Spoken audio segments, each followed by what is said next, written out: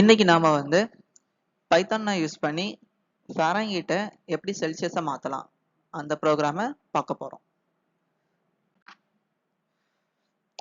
So இப்போ ஸ்க்ரீன்ல பார்த்தீங்கன்னா நமக்கு ஒரு ப்ரோக்ராம் தெரியுது. ஓகேவா? சரி, இப்போ பாருங்க, பைத்தான் வந்து ஃபர்ஸ்ட் லைனை படிச்சுட்டு ப்ரோக்ராம் படிக்க ஆரம்பிச்சுட்டு. ஸோ ப்ரோக்ராம் படிக்க ஸ்டார்ட் பண்ண உடனே என்ன ஆகும், நம்மளுடைய ஸ்டாக்ல வந்து என்ன பண்ணிடும், குளோபல் ஃப்ரேம் வந்து ஆட் ஆயிரும். ஓகேவா? சரி, இப்போ அந்த ஃபர்ஸ்ட் ஸ்டேட்மெண்ட்டை படிக்கும்போது பார்த்தீங்கன்னா அதில் வந்து என்ன இருக்கு, ஈக்குவல் ஆப்ரேட்டர் பார்த்துட்டு அப்போ என்ன பண்ணும், ஈக்குவல் ஆப்ரேட்டருக்கு ரைட் சைடு இருக்கிற 77 அப்படிங்கிற வேல்யூ எடுத்து என்ன பண்ணும், ஃபர்ஸ்ட் ஹீப் மெமரியில ஸ்டோர் பண்ணிடும். ஸ்டோர் பண்ணும்போது அதுக்கு ஒரு மெமரி அட்ரஸ் கிடைக்கும், அதாவது VCI1 அப்படிங்கிற மெமரி அட்ரஸ் கிடைக்கும். சரியா? அந்த அட்ரஸ் எடுத்து என்ன பண்ணோம்னா நம்ம குளோபல் ஃப்ரேமுக்குள்ள இருக்கிற F அப்படிங்கிற அந்த வேரியபிள் என்ன பண்ணிடும், ஸ்டோர் பண்ணிடும். ஓகேவா? இப்போ ஸ்டோர் பண்ணிட்டு என்ன பண்ணுது, இது ரெண்டுமே பாயிண்ட் பண்ணிக்கிட்டே இருக்கு. இப்போ அடுத்து பார்த்தீங்கன்னா நெக்ஸ்ட் ஸ்டேட்மெண்ட்டை படிக்க ஆரம்பிச்சுட்டு, ஸோ அங்கேயும் பார்த்தா என்ன இருக்கு, ஈக்குவல் ஆப்ரேட்டர் இருக்கு. ஸோ அப்போ என்ன நடக்கும், ஈக்குவல் ஆப்ரேட்டருக்கு ரைட் சைடு இருக்கிற அந்த எக்ஸ்பிரஷன் தான் என்ன ஆகும், ஃபர்ஸ்ட் எக்ஸிக்யூட் ஆகும். ஸோ இப்போ அதில் பார்த்தோம்னா என்ன இருக்கு, எஃப் அப்படிங்கிற வேரியபிள் இருக்கு.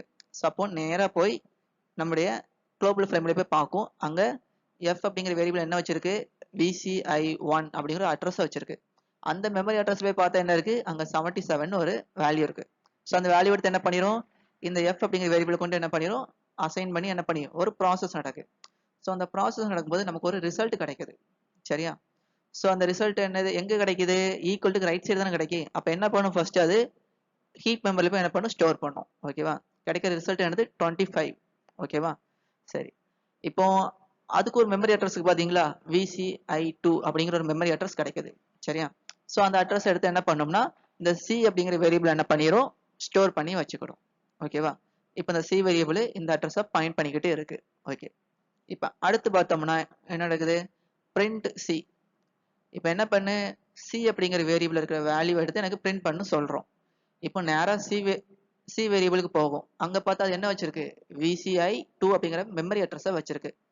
சரி, அந்த மெமரி அட்ரஸ் எடுத்துக்கொண்டு ஹீப் மெமரி போய் பார்க்கும். ஸோ அந்த அட்ரஸ் இருக்கா, கண்டுபிடிச்சிட்டு அங்க என்ன இருக்கு, 25 அப்படிங்கிற வேல்யூ இருக்கு. ஸோ அந்த வேல்யூ எடுத்து என்ன பண்ணிரும், நமக்கு அவுட்புட்ல பிரிண்ட் பண்ணிடும். சரி, இப்போ நம்ம ப்ரோக்ராம் எல்லாமே என்ன ஆயிட்டு முடிஞ்சிட்டு, நல்லபடியா அவுட்புட் வந்து எல்லாம் முடிஞ்சிட்டு.